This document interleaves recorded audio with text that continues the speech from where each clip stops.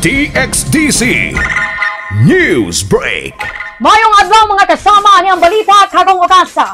Pagabli sa Peace Village exhibit dinhi sa Davao City, panguluhan ni Vice President Sara Duterte. Atong sargo ng kompletong detalye sa reporter Radyoman Aimee Ginita. DXDC Radyoman Report.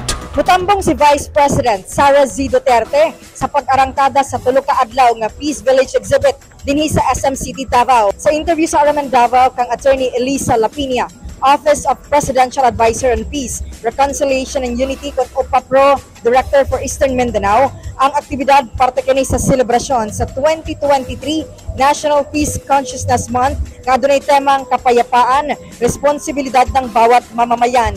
Ipasigarbo sa Peace Village exhibit ang mga peace games, peace programs sa mga proyekto sa Davao del Sur, Davao del Norte, Davao Occidental, Davao de Oro ug Davao City. Why we have this Peace Village?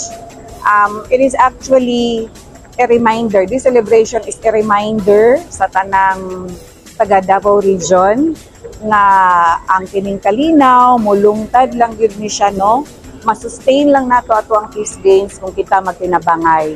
That is why this is an exhibit of unsa ang naa sa kanya-kanya na provinces, so that kita na ordinary na Filipinos, ordinary na citizen is may balansad nato unsa ang pwede nato na matabang. Ito sa iyang speech ang Vice Presidente silbing suporta niini sa region's peace, reconciliation and unity agenda.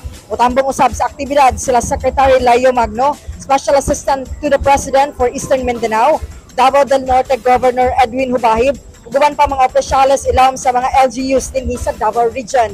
Kasama mo sa balita ug serbisyo publiko, Radyoman Aimee Ginita, Tatak RMN. Tatak RMN. Mao ka ng balita karong okasa at ang iangdugang pa mga balita pinaagi sa atong Facebook fanpage DXDC621 RMN Davao. Mosunod na mga higala ang iyong kinahang nga drama. Maayong adlaw sa tanan.